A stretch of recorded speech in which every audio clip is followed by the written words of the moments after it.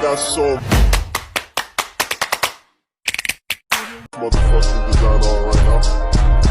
Bring it down, bring it down, bring it down, bring it down, all that's on the Assalamualaikum warahmatullahi wabarakatuh. Halo semuanya, bertemu lagi dengan saya Hasbiara Taningayu, mahasiswi PGSD Universitas Tribuana Tunggadewi. Dalam video kali ini, saya akan membahas sebuah materi dari mata kuliah Profesi Kependidikan. Topik yang akan saya bahas adalah konsep dasar profesi kependidikan. Apakah teman-teman tahu apa itu profesi kependidikan? Selama ini, banyak masyarakat yang mengira bahwa profesi adalah pekerjaan. Anggapan itu tak sepenuhnya salah ataupun benar. Pada kenyataannya, profesi tak hanya menyangkut pada aktivitas sehari-hari saja, tetapi aspeknya lebih luas. Istilah ini sangat erat kaitannya dengan keahlian dan pendidikan yang sudah ditempuh sebagai syarat bekerja. Sebelum itu, perlu digarisbawahi bahwa poin-poin yang akan saya bahas di sini ada 4. Di antaranya, yang pertama, pengertian profesi, yang kedua, ciri-ciri profesi, yang ketiga, profesi kependidikan, dan yang keempat, profesi keguruan. Nah, kita masuk ke poin yang pertama, yaitu pengertian profesi. Menurut Kamus Besar Bahasa Indonesia atau KBBI, profesi diartikan sebagai bidang pekerjaan yang dilandasi pendidikan keahlian, keterampilan, dan kejuruan tertentu. Hal ini memperlihatkan bahwa meskipun profesi itu merupakan sebuah pekerjaan, namun tidak semua pekerjaan merupakan profesi. Sama halnya dengan KBBI, James Satori menyatakan bahwa profesi adalah suatu jabatan atau pekerjaan yang menuntut keahlian atau expertise dari para anggotanya. Ornstein dan Levin menyatakan bahwa profesi itu adalah jabatan yang sesuai dengan pengertian profesi sebagai berikut. Yang pertama, melayani masyarakat merupakan karir yang akan dilaksanakan sepanjang hayat. Yang kedua, memerlukan bidang ilmu dan keterampilan tertentu di luar jangkauan halayak ramai. Yang ketiga, menggunakan hasil penelitian dan aplikasi dari teori ke praktik. Yang keempat, memerlukan pelatihan khusus dengan waktu yang panjang. Yang kelima, terkendali berdasarkan lisensi buku dan mempunyai persyaratan khusus yang ditentukan. Yang keenam, otonomi dalam membuat putusan tentang ruang lingkup kerja tertentu. Yang ketujuh, menerima tanggung jawab terhadap putusan yang diambil dan unjuk kerja yang ditampilkan serta berhubungan dengan layanan yang diberikan. Yang kedelapan, mempunyai komitmen terhadap jabatan dan klien dengan penekanan terhadap pelayanan yang akan diberikan. Yang kesembilan, menggunakan administrator untuk memudahkan profesinya relatif bebas dari supervisi dalam jabatan. Yang kesepuluh, mempunyai organisasi yang diatur oleh anggota profesi sendiri. Yang kesebelas, mempunyai asosiasi profesi atau kelompok elit untuk mengetahui dan mengakui keberhasilan anggotanya. Yang ke-12, mempunyai kode etik untuk menjelaskan hal-hal yang meragukan berhubungan dengan layanan yang akan diberikan. Yang ke-13, mempunyai tingkat kepercayaan yang tinggi dari publik dan kepercayaan diri sendiri dari anggotanya. Yang ke-14, mempunyai status sosial dan ekonomi yang tinggi. Selanjutnya, kita masuk ke poin yang kedua, yaitu ciri-ciri profesi. Sebuah pekerjaan dapat dikatakan sebagai profesi jika pekerjaan tersebut dalam proses pelaksanaannya memenuhi ciri-ciri tertentu.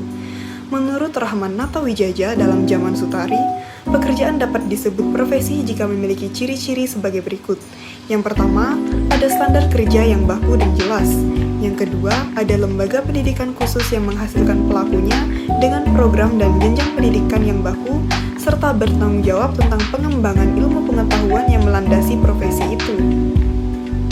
Yang ketiga, ada organisasi profesi yang mewadahi para pelakunya untuk mempertahankan dan memperjuangkan eksistensi dan kesejahteraannya. Yang keempat, ada etika atau kode etik yang mengatur perilaku etik para pelakunya dalam memperlakukan kliennya. Yang kelima, ada sistem imbalan terhadap jasa layanannya yang adil dan baku. Yang keenam, ada pengakuan dari masyarakat terhadap pekerjaan itu sebagai profesi. Selanjutnya, kita masuk ke poin yang ketiga, yaitu profesi kependidikan. Dalam Ketentuan Umum Undang-Undang Sisdiknas Nomor 20 Tahun 2003, tenaga kependidikan adalah anggota masyarakat yang mengabdikan diri dan diangkat untuk menunjang penyelenggaraan pendidikan.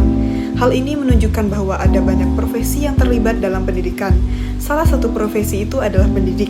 Pendidik adalah tenaga kependidikan yang berkualifikasi sebagai guru dosen, konselor, pamong belajar, wideiswara, tutor, instruktur, fasilitator, dan sebutan lain yang sesuai dengan khususannya, serta berpartisipasi dalam menyelenggarakan pendidikan. Dari pengertian profesi dan tenaga kependidikan, maka dapat disimpulkan bahwa profesi kependidikan adalah bidang pekerjaan yang dilandasi pendidikan keahlian dalam penyelenggaraan pendidikan. Adapun yang termasuk dalam profesi kependidikan yaitu guru, dosen, kepala sekolah, staf TU, pustakawan, dan istilah lain yang berperan dalam proses penyelenggaraan pendidikan. Ciri-ciri profesi kependidikan juga diungkapkan oleh National Association of Education atau NEA, atau Asosiasi Pendidikan Nasional. Menurut NEA, profesi kependidikan memiliki ciri-ciri sebagai berikut. Yang pertama, jabatan yang melibatkan intelektual. Yang kedua, jabatan yang menggeluti suatu batang tubuh ilmu yang khusus. Yang ketiga, jabatan yang memerlukan persiapan profesional yang lama. Yang keempat, jabatan yang memerlukan latihan dalam jabatan yang berkesinambungan. Yang kelima, jabatan yang menjanjikan karir hidup dan keanggotaan yang permanen. Yang keenam, jabatan yang menentukan standarnya sendiri. Yang ketujuh, jabatan yang lebih mementingkan layanan di atas keuntungan pribadi. Dan yang terakhir, jabatan yang mempunyai organisasi profesional. Terakhir, kita masuk ke poin yang keempat, yaitu profesi keguruan. Istilah profesi telah dibahas sebelumnya, yaitu bidang pekerjaan yang dilandasi pendidikan keahlian, keterampilan, dan kejuruan tertentu. Sedangkan, keguruan dalam KBBI diartikan sebagai pengajaran, pendidikan, dan metode pengajaran. Sehingga, menurut KBBI, profesi keguruan merupakan bidang pekerjaan yang dilandasi pendidikan keahlian tentang pengajaran, pendidikan, dan metode pengajaran.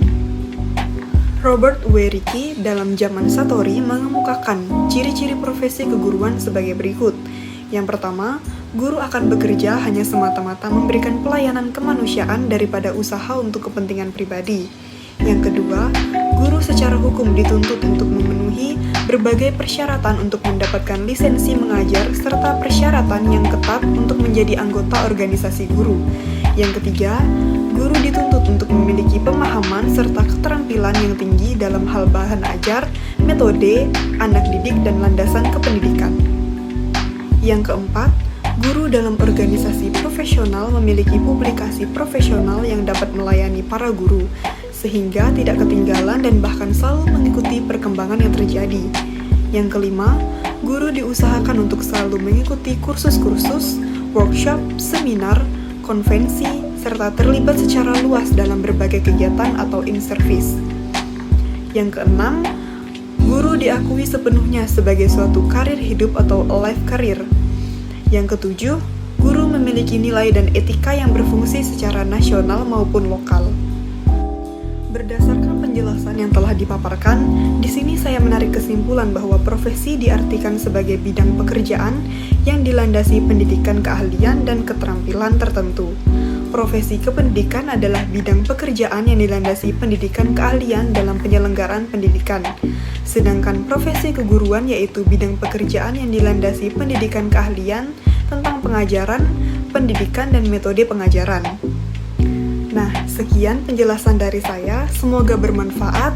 Terima kasih dan sampai jumpa di video berikutnya. Wassalamualaikum warahmatullahi wabarakatuh.